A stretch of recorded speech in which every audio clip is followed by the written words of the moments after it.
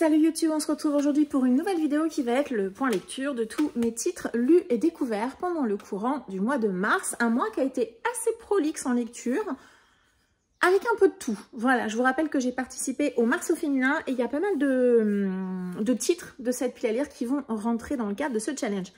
Une fois n'est pas coutume, je vais commencer par un ouvrage qui n'a rien à voir avec les livres que je lis d'habitude, puisque j'ai lu un essai. La Révolution Garot de Claude Leblanc, c'est publié aux éditions IMO. C'est un roman que j'ai reçu dans le cadre de la masse critique de Babelio. J'ai déjà mon avis qui est en ligne sur le site de Babelio, puisque vous n'êtes pas sans savoir que quand on le reçoit, on a un mois pour le découvrir. Et ici, c'est donc un essai qui va nous raconter l'histoire du magazine Garot, donc un magazine japonais qui est donc a démarré son histoire en 1945 et l'a terminé en 2002. C'est une revue qui est assez mythique pour les gens qui lisent du manga et pour les gens qui lisent du seinen, donc plutôt des titres pour adultes, mais également du gekiga. Donc on est vraiment sur un magazine culte, vraiment, et j'étais assez intriguée et j'ai eu un immense plaisir d'avoir dans les titres que j'avais demandé dans la masse critique essai, ce titre-ci retenu. Vraiment, j'étais absolument ravie. Donc, première chose, c'est un titre qui est vraiment assez dense, voilà. On est sur ça quand même. Il y a assez peu d'illustrations, puisque les illustrations sont vraiment principalement au début de chaque chapitre. Les chapitres sont assez longs également, donc il n'y a pas beaucoup d'illustrations. C'est un petit regret de ma part. J'aurais aimé peut-être qu'il y ait davantage d'illustrations, de couverture, ou pourquoi pas certaines planches bien qui étaient publiées dans Garot. Après, je pense qu'il y a aussi une question de droit, donc c'est pas si simple que ça de pouvoir les avoir. Donc ici, donc l'auteur nous fait donc l'histoire du magazine, de ce magazine, donc de sa création à sa disparition. C'est un titre qui est extrêmement documenté. J'ai découvert que c'est le premier titre, le premier essai qui aborde vraiment cette revue. Alors j'étais assez surprise parce que, comme je vous le disais, 45-2002 avec des très grands noms qui ont publié à l'intérieur et qui ont présidé à sa naissance. Donc j'étais assez étonnée, mais effectivement c'est le premier essai qui existe sur cette revue. Donc c'est, comme je disais, extrêmement documenté. L'auteur, il fait également, donc il nous raconte bien évidemment l'histoire de la revue avec tous les auteurs qui se sont succédés à l'intérieur, les problématiques auxquelles ils ont été confrontés, mais il fait surtout, et ça je m'y attendais pas forcément, le lien entre le magazine, l'évolution qu'il a eue au fur et à mesure des années, mais également tout ça en lien avec la politique et l'économie du Japon et l'histoire du Japon, donc forcément de 45 à 2002. Forcément, le Japon de 45 n'est pas le Japon de 2002, donc il y a plein de choses qui ont évolué et je n'imaginais pas en démarrant cet essai que Garot avait finalement à la fois eu de l'influence et également a été influencé par la société dans laquelle il était. Ça paraît un peu bête dit comme ça, parce que forcément que l'ensemble des magazines et des revues sont influencés par l'univers, le monde, l'époque dans laquelle ils sont, mais je sais pas à quoi je m'attendais, mais je pensais pas du tout que ça allait avoir une influence, en tout cas aussi importante, que ça soit dans les volontés qu'avaient les créateurs, mais également l'évolution que ça a eu au fur et à mesure des années, les problèmes financiers, etc. Enfin voilà, c'était vraiment super intéressant. Je vais pas vous en parler plus. Pour les gens que ça intéresse, il y a donc une critique un peu plus détaillée sur le site de Babelio. C'est bien évidemment un essai qui est plutôt réservé. Alors moi, je le recommande plutôt aux lecteurs avertis de manga. Pas du tout pour les néophytes, vraiment pas. Ça peut paraître parfois un peu obscur. Moi, il y a quand même un certain nombre de choses que je savais par rapport à la naissance du manga et à son développement, notamment les fameuses librairies de prêt qui sont arrivées après la gare. Quand même quelque chose, un certain nombre d'éléments que j'ai appris. C'était assez intéressant de savoir notamment que rien ne se perdait à l'époque, hein, puisque le papier était assez rare et qu'il recyclait les planches. Enfin, moi, je trouvais ça assez fou. Donc, voilà, je pense que parfois, ça peut peut-être être un peu obscur pour certains néophytes. Il y a des choses que l'auteur n'explique pas et moi, je le savais, donc ça ne m'a pas dérangé, si vous voulez. L'auteur ne réexplique pas, par exemple, du tout comment fonctionne le système du manga en lui-même. Hein. C'est-à-dire la prépublication, puis ensuite la publication en tomes, comme nous, on les connaît plutôt en Occident. Puis après, éventuellement, l'animation. Enfin bref, voilà, il n'explique pas ça du tout. Il part du principe, je pense, qu'il y a un certain nombre de choses que le lecteur sait. Voilà, donc c'était très intéressant et également pas forcément pour les néophytes dans le sens où il y a beaucoup d'auteurs qui sont cités qui moi m'ont parlé comme Tsuge, comme Forcément, Osamu Tezuka, même s'il n'a pas publié dans Garo, il y a même une espèce de petite concurrence à un moment. Shirato Sanpei, et puis, ah bah j'ai plus le manga ici, mais un autre mangaka, c'est celui qui a créé Kitaro le repoussant, Mizuki, Shigeru Mizuki, voilà. Donc il y a un certain nombre d'auteurs dont je connaissais les noms, et voilà, j'étais contente de les découvrir ici, de les retrouver ici. Et puis, il y a aussi, il y a pas mal d'annexes qui sont assez intéressantes, et moi, l'annexe qui m'intéresse le plus, c'est celle-ci, puisque l'auteur nous fait une liste des ouvrages, des ouvrages, en tout cas des œuvres qui ont été publiées dans Garo et qui sont disponibles en français. Donc voilà, j'ai pas encore détaillé complètement. Il y en a certains que j'ai déjà, il y en a d'autres qui m'intéressent pas, et il y en a quelques autres que je vais du coup rajouter dans ma wishlist. Alors, si vous allez du côté du Lézard Noir ou de IMHO, vous en trouverez certains également. Bref, si comme moi, vous aimez le manga, vous aimez l'histoire du manga, voilà, c'était très instructif. Et franchement, je ne le relirai pas là tout de suite, mais comme typiquement sur ce type de titre, j'y retournerai y piocher, je pense, ponctuellement. Bref, je vous le recommande si vous aimez, bien évidemment, et si vous avez envie de découvrir des choses sur le manga davantage que ce que vous connaissez déjà.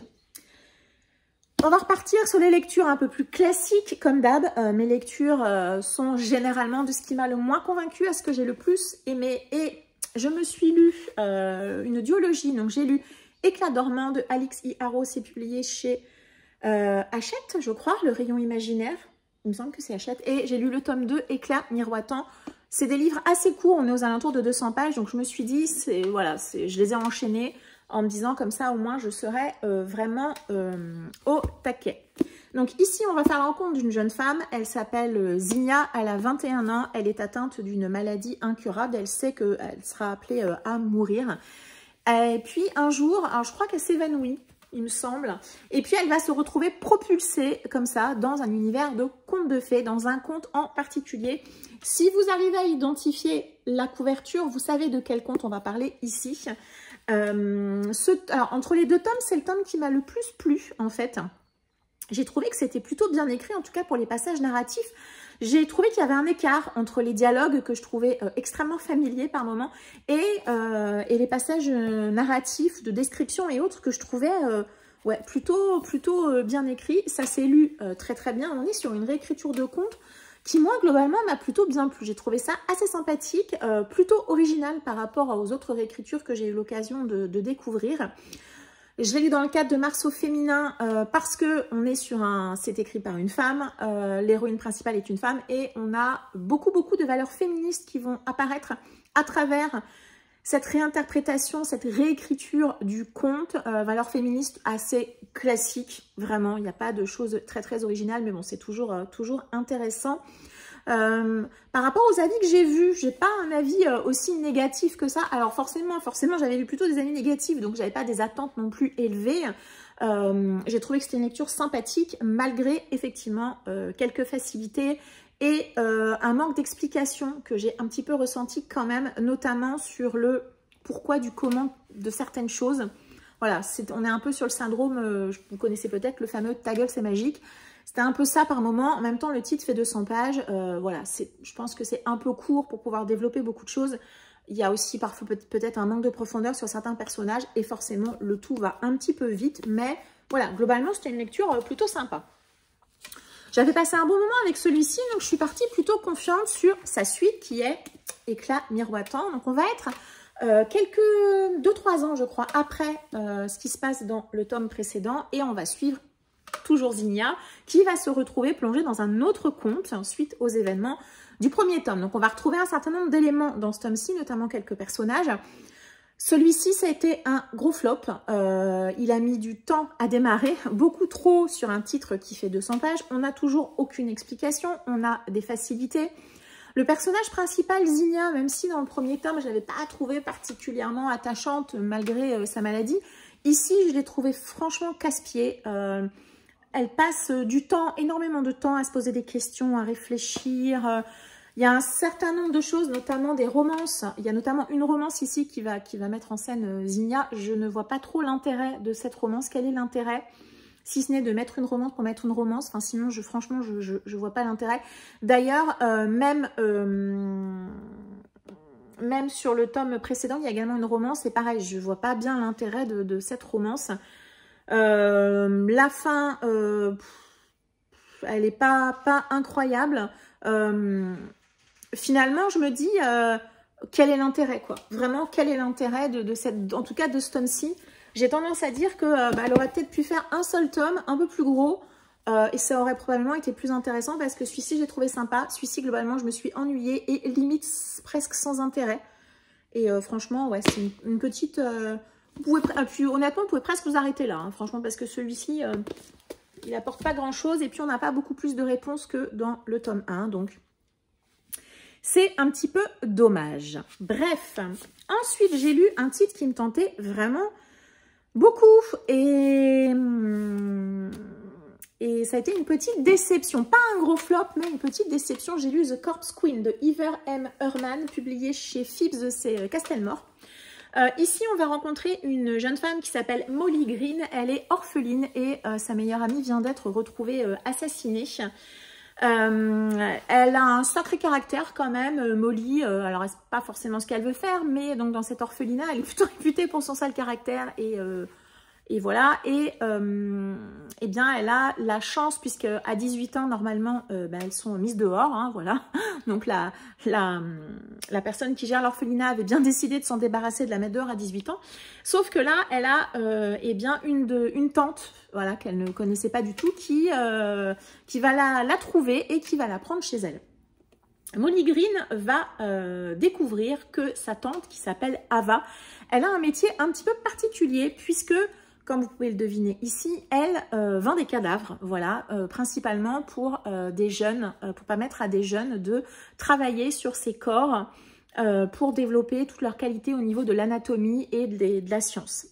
Donc, on est sur un sujet qui avait l'air vraiment très sympa. Donc, il y a ce côté-là qui est très présent. Et puis, en parallèle, forcément, Molly, elle va essayer de découvrir ce qui s'est passé et pourquoi son amie, sa meilleure amie, a été assassinée au tout début de l'histoire. Donc, finalement, j'ai été un petit peu déçue parce que je trouve que ce que j'ai trouvé dans ce roman, c'est pas forcément ce qu'on me vend derrière. J'ai beaucoup aimé, ce qui m'a plu dans ce roman, c'est l'ambiance. L'ambiance générale, c'est glauque, c'est assez noir, il y a plusieurs scènes qui sont assez dures, assez gore.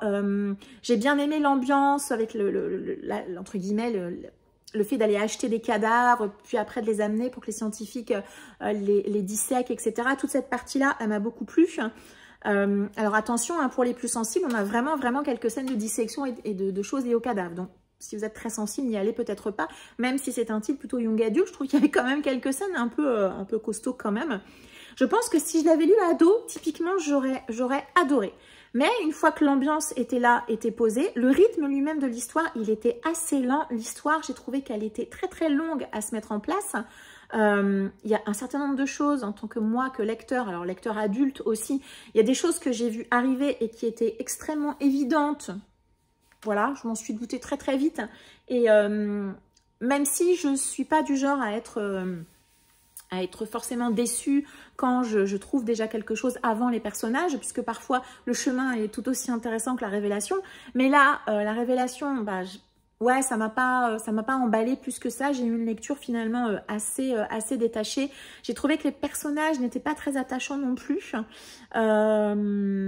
Et puis il y a aussi forcément pas mal de thématiques à nouveau féministes, des thématiques à nouveau toujours très classiques, mais importantes à mettre en avant, notamment bien la volonté des femmes de vouloir devenir docteur. Voilà, ça c'est quand même quelque chose qui est important à mettre en avant. Bref. Si vous voulez une ambiance un petit peu glauque et tout ça pour Halloween, ce titre est parfait. Mais voilà, par rapport à l'enquête et à tout ce qu'on me vendait derrière, c'est pas forcément ce que j'y ai trouvé. Et puis, j'ai trouvé que, voilà, 480 pages, c'était un peu longuet pour ce que j'ai trouvé dans ce titre. Donc voilà, c'était pas une grosse déception, mais bon. Ensuite, j'ai lu, et je pense que malheureusement, c'est peut-être un de ceux dont j'attendais le plus ce mois-ci, et j'ai été déçue. J'ai lu Les filles d'Hérésie Ranch de Melissa Lendart, publié chez Pocket. Et ici, on va rencontrer des femmes fortes dans le Far West. Est-ce qu'on a la période? 19e siècle, puisque là, on me met 1873. Donc, on est dans cette période-là. Des femmes qui, effectivement, vont s'allier pour différentes raisons et vont devenir des hors-la-loi. Voilà. Et bien, à nouveau, un peu comme dans The Corpse Queen, je trouve que la 4e, elle est un petit peu... alors, je n'irai pas jusqu'à dire mensongère, mais moi, je m'attendais vraiment à voir des femmes qui cambriolaient des banques. Et c'est pas tout à fait ce que j'ai trouvé. J'ai trouvé effectivement plutôt des histoires de femmes différentes, qui ont eu des vies difficiles, qui ont pour certaines été discriminées, pour certaines ont subi l'esclavage, pour certaines ont été violées, pour certaines ont été frappées, pour certaines ont eu un peu tout ça. Hein. Et effectivement, des histoires de femmes, voilà, de femmes fortes, de femmes qui ont souffert. On est plus sur ça et je trouve que sur la 4e, je m'attendais à de l'aventure et c'est pas forcément ce que j'ai eu. Voilà, je pense qu'on est à nouveau sur cet écart-là. Et puis, typiquement, c'est le genre de roman, si vous vous accrochez avec les personnages, voilà, il y a des chances que ça soit un coup de cœur. Ça n'a pas été mon cas puisque déjà, j'ai vite senti que j'allais pas avoir ce que j'attendais sur la 4e et forcément, la déception a été là et je n'ai pas réussi à accrocher vraiment complètement à cette histoire. J'ai beaucoup aimé, mais ça, je l'ai quand même assez souvent. À l'intérieur de ce roman, on va avoir des archives, on va avoir des extraits de journaux, on va avoir des retranscriptions d'interviews. Voilà, un mélange de documents. Vous savez que ça, c'est quelque chose que j'aime bien et qui marche plutôt bien avec moi. Donc ça m'a plutôt plu. C'est un principe qui marche bien. J'ai eu le sentiment aussi par moments dans ma lecture que le rythme était assez lent pour une fin qui allait un peu vite. Voilà, comme s'il y avait un petit souci de rythme, en tout cas pour moi.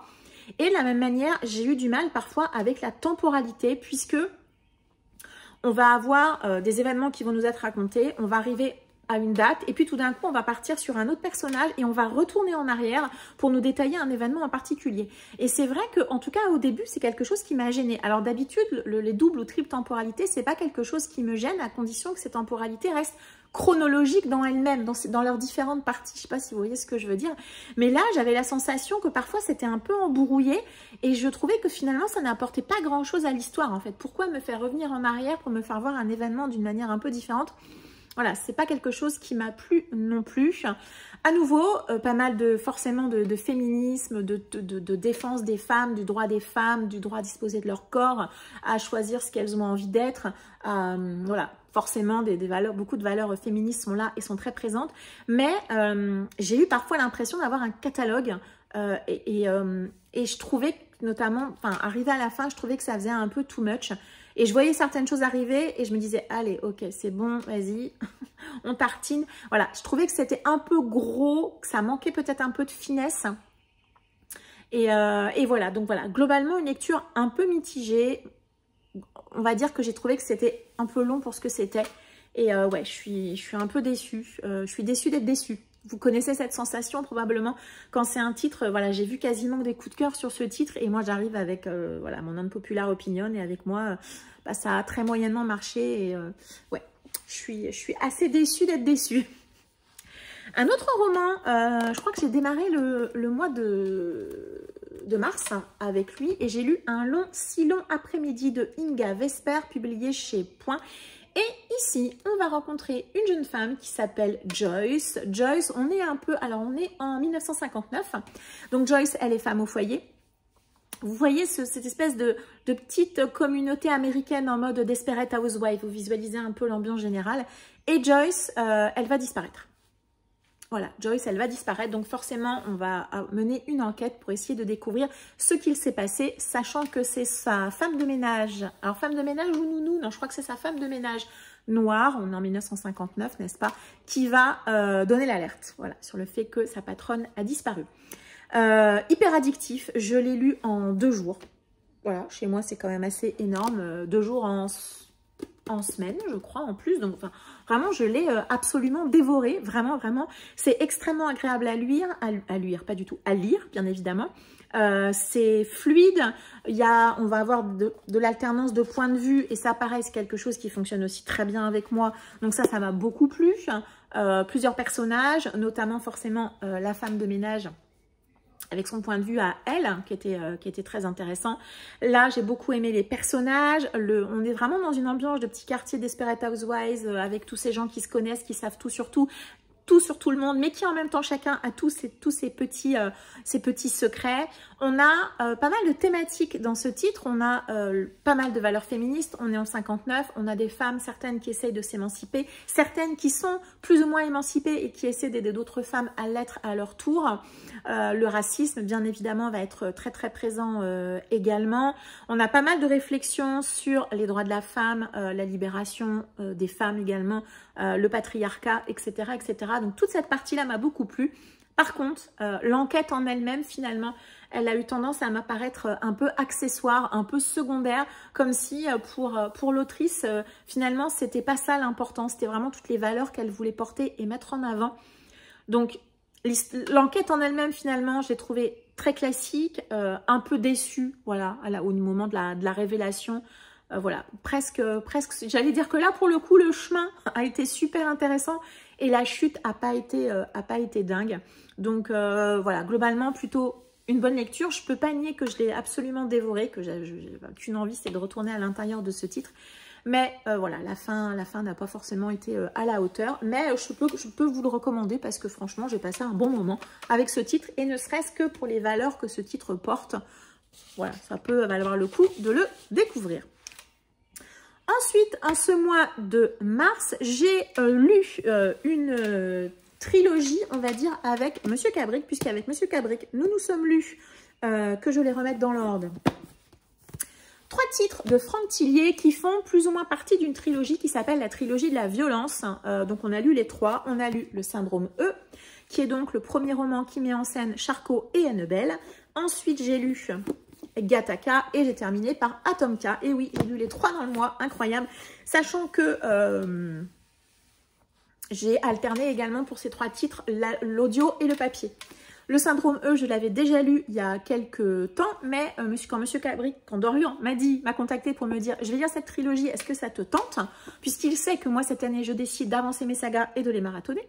Je lui ai dit bah, « Écoute, le Syndrome E, j'ai déjà lu, mais je n'en ai finalement aucun souvenir. » À la relecture, je me suis rappelé quand même d'un certain nombre de choses, mais comme ça, là, spontanément, j'aurais été incapable de vous dire de quoi parlait ce titre. Donc, j'ai relu celui-ci avec grand plaisir. Ici, on va donc démarrer l'histoire avec 2 enquêtes.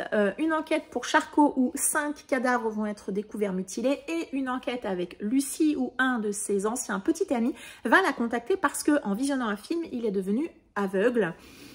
Et donc, leurs 2 enquêtes vont finir par se rejoindre et c'est comme ça qu'ils vont se rencontrer. Donc, je n'avais absolument quasiment plus aucun souvenir de cette histoire, mais la relecture en quasi audio, elle a été formidable. J'ai adoré cette relecture-écoute. Ouais, franchement, j'ai adoré. J'avais oublié à quel point Franck Tillier détaillait et allait vraiment... se documentait, faisait beaucoup de recherches et qui avait vraiment un vrai côté scientifique dans cette histoire. Et alors, en discutant avec Dorian, parce que Dorian, il avait lu, il y a peut-être quelques mois, je ne sais plus trop, le dernier tome où Lucie Annabelle est toute seule et il avait senti une sexualisation du personnage. Et quand on a lu celui-ci, j'avais cette remarque en tête de Dorian et à un moment, je lui dis, mais écoute... moi, je ne le ressens pas du tout. Et il me dit effectivement, dans celui-ci, il n'y a absolument pas de sexualisation de Lucie. Il y a cette relation qui se crée entre nos deux personnages, mais il n'y a pas de sexualisation en tant que telle. Et on a regardé. Et il s'avère qu'entre celui-ci et le tome précédent, il y a quasiment, je crois qu'il y a 3 ans entre les deux. Et je trouve que... peut-être que ça se sent que Franck Tillier, du coup, il a travaillé davantage, il a peut-être sorti plusieurs one-shots et du coup, il a travaillé différemment. En tout cas, je trouve que celui-ci, à partir de celui-ci, on est peut-être dans une vibe un peu différente, très, très scientifique. Il y a quelques scènes qui sont pas très ragoûtantes. Moi, j'ai beaucoup aimé la thématique qu'on a ici dans Syndrome E. Bien évidemment, je ne vais pas vous la dévoiler. Il y a du suspense, des sujets intéressants et la fin se termine sur un cliffhanger de dingue, que même quand Dorian l'a fini, il m'a dit mais comment tu as fait pour ne pas enchaîner sur Gattaca?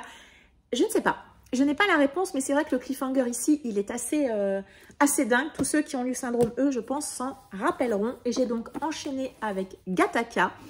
Suite directe du Syndrome E. Franchement, ne lisez pas Gattaca sans lire le Syndrome E. Voilà, lisez Syndrome E et Gattaca parce que sinon, je pense que vous allez vous gâcher un certain nombre de choses. Et j'ai adoré Gattaca. suite directe, immédiate. Alors moi, sur ces trois, j'ai un peu moins aimé Gattaca parce que, à nouveau, celui-ci, hein, on a vraiment une histoire très bien menée, très bien construite. À nouveau, une grosse partie scientifique extrêmement recherchée, travaillée. On sent vraiment que l'auteur, vraiment, il a fait beaucoup de recherches et un super travail. Les 100 dernières pages de ce titre en apnée totale. Franck Tillier, il est sans pitié avec ses personnages. Ouais, les 100 dernières pages en apnée, ça faisait très longtemps que je n'arrivais pas à un moment du récit et je ne me prenais pas une double claque. Un truc, vous savez, le truc que vous n'avez pas vu venir. Et là, quand le truc il tombe, vous êtes... Voilà, c'était, en tout cas moi, ça m'a beaucoup retourné, beaucoup touché. Ouais, c'était une très bonne lecture. J'ai un petit peu moins aimé Gattaca que le syndrome E, pour une raison très simple, qui est que celui-ci, moi je trouve qu'il parlera peut-être davantage aux gens qui sont très scientifiques, ce qui n'est pas forcément mon cas. La thématique ici, qu'on retrouve ici, m'intéresse davantage. Donc voilà, mais franchement, j'ai passé un excellent moment avec Gattaca et je ne peux pas nier ces 100 dernières pages que j'ai absolument bouffé, assise sur mon canapé et en ne pouvant pas aller faire autre chose que lire. C'était impossible. Et ensuite, on a terminé avec Atomka. Atomka qui, du coup, va démarrer à nouveau avec une thématique, un sujet que j'aime beaucoup. Alors, voilà, je ne veux pas vous le dire, c'est écrit derrière. Je ne veux pas vous dire exactement.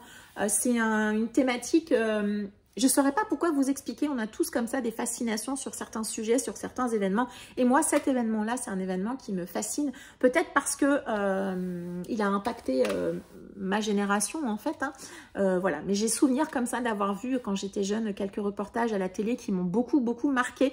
Et je pense que cette fascination est aussi un petit peu due à ça. À nouveau, c'est bien mené, c'est bien construit. Il y a beaucoup de parties scientifiques, c'est toujours très documenté, très recherché, très travaillé. Je vais pas vous mentir, il y a certaines parties scientifiques où je serais bien incapable de vous expliquer de quoi ça parle parce que ça me dépasse un petit peu. Même si Franck Tillier, sur les 3 tomes, il vulgarise quand même beaucoup, donc voilà. Seul petit bémol ici par rapport aux 2 autres, je trouve que l'histoire centrale, elle met un petit peu de temps à arriver. Le vrai sujet de l'histoire, il met un peu de temps à arriver. On a une fin que je trouve peut-être un peu rapide, un peu facile.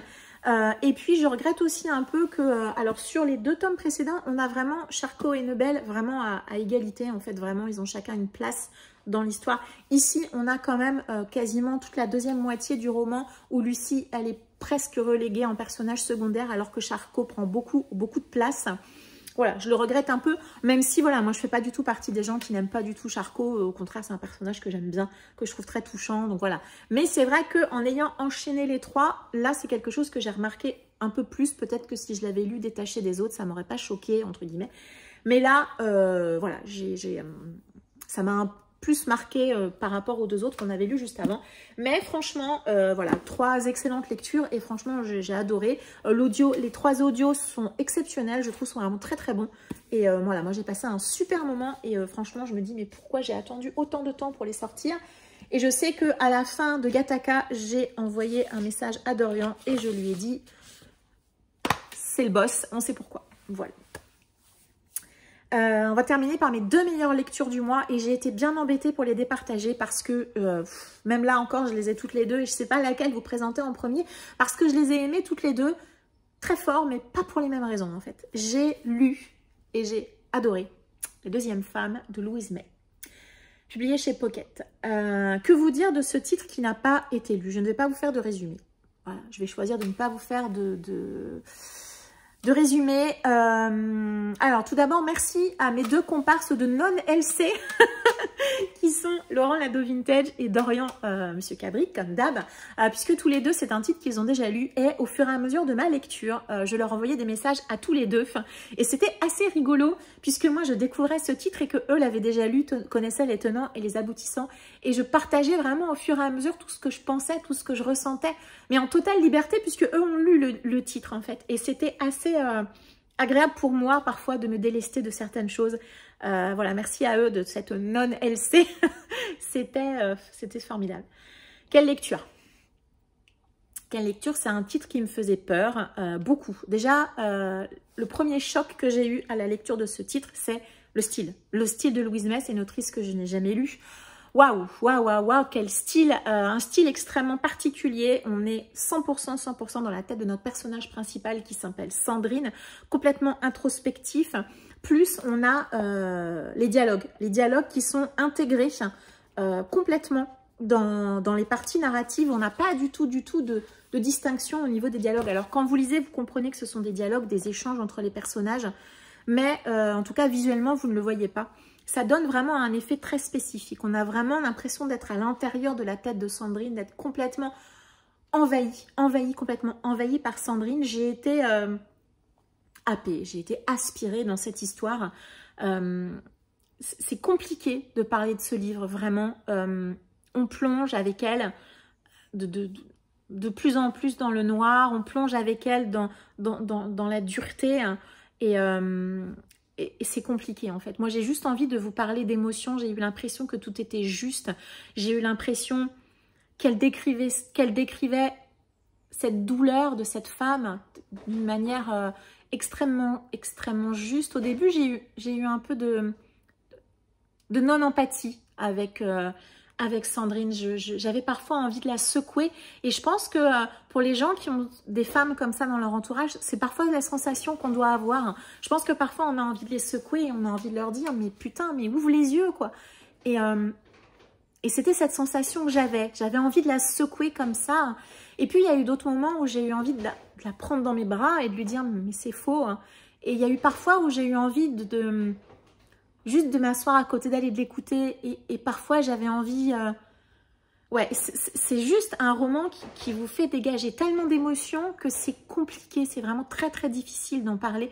Moi, j'ai été aspirée dans cette histoire. Je pensais à Sandrine quand je ne lisais pas ce livre. Et après avoir fini ce roman, je ne l'ai pas fini en me disant c'est un coup de cœur. J'ai fini le livre et je me suis dit c'était bien. Ça m'a marqué, c'est un roman qui me marquera. C'est un roman qui m'a touchée. Et puis, dans les jours qui ont suivi, Sandrine n'est pas partie. Sandrine, elle est restée dans ma tête. Et Sandrine, là, maintenant que je vous parle, elle est encore là. Et plus je pense à ce livre, et plus je me dis que si finalement ça a été un coup de cœur, je trouve que la fin n'est pas la meilleure partie de cette histoire. Mais elle est juste, et elle était juste pour Sandrine. Voilà. J'ai adoré la deuxième femme et je pense que c'est un coup de cœur. Voilà. Si vous ne l'avez pas lu, lisez La deuxième femme de Louise May. Et je pense que je ne lui ai peut-être pas fait assez honneur, mais c'est un roman qu'on a beaucoup vu. Et voilà, c'est un livre incroyable. Une très belle réussite. On va parler de complètement autre chose, mais un roman que j'ai juste adoré aussi, mais pour... pas du tout les mêmes raisons. J'ai lu et j'ai adoré Four Dead Queens de Astrid Scholz. Moi, j'ai une version de chez France Loisirs à l'époque où il faisait des choses intéressantes. Mais vous le retrouverez chez Casterman. On va rencontrer Kerali. Kerali, c'est une jeune femme qui vit dans un des 4 cadrans de son monde. Elle vit dans Toria. Le monde est divisé en 4 parties. Chaque partie est gouvernée par une reine. Et ces 4 reines vivent au même endroit, dans plus ou moins le centre de ce monde. Et ces 4 reines, elles dirigent chacune un quart de cet univers. Kerali, c'est une voleuse et elle va voler quelque chose. Et ce quelque chose va lui dévoiler un complot pour réaliser quelque chose. Voilà. Je ne veux pas trop vous en dire parce que moi, finalement, quand j'ai lu ce roman, je ne savais à peu près que ça. Voilà, et j'ai pas forcément envie de vous en dire plus. Ça a été une excellente lecture. Vraiment, j'ai adoré ce roman. C'est un roman qui, je trouve, détourne, voire casse même certains codes du young adulte. Il y a des choses auxquelles je m'attendais et finalement, l'autrice, elle me fait « Ah non, ah tu crois que c'est ça qui va se passer parce que tu l'as déjà vu dans 50 bouquins ?» Mais non, c'est pas ça qui va arriver. Et effectivement, ça c'est un truc, c'était vraiment super agréable. Il y a une construction un petit peu particulière à cette histoire. Avec plusieurs parties qui ont une raison d'être très importante. Ça, c'est quelque chose que j'ai beaucoup plu, qui m'a beaucoup plu. Il y a plusieurs retournements dans l'histoire, des twists que je n'ai absolument pas vu venir. Il y a un petit truc auquel je me suis doutée, mais c'est arrivé assez tard, donc voilà, ça m'a pas gâché non plus ma lecture. Ça se lit super bien, c'était extrêmement addictif. On est dans une histoire,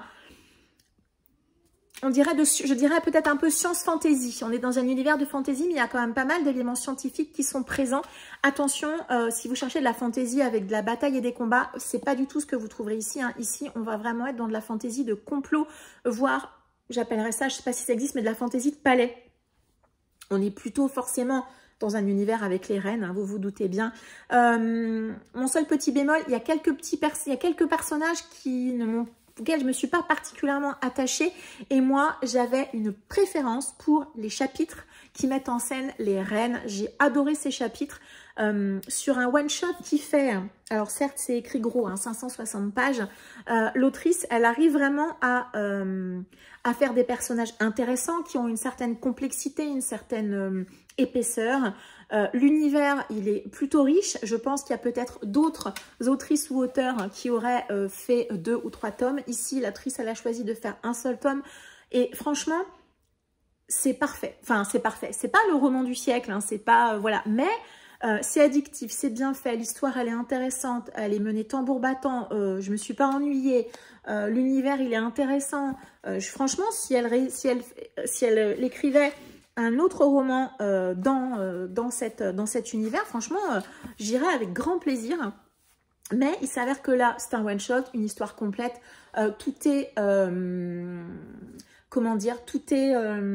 construit, bien fait, bien mené, et voilà, et je peux pas dire le contraire que ça. C'était une super lecture. Et si vous cherchez de la fantasy young adulte, si vous en avez lu beaucoup et que vous voulez peut-être quelque chose d'un petit peu différent, bah franchement, allez-y, vraiment. On le voit moins, voire pas passer par rapport à d'autres titres que j'ai lus l'année dernière, Serpent and Dove, je pense à toi, et qui sont vraiment... à mon sens en tout cas, beaucoup moins bien que celui-ci, franchement. Donc, For Dead Queens, allez-y parce que c'était une excellente lecture. Bref, je vois que la vidéo va être assez longue, donc je ne vais pas m'attarder plus. Je vous remercie de m'avoir suivi jusqu'ici. Je vous souhaite une très agréable journée et je vous dis à très bientôt. Ciao!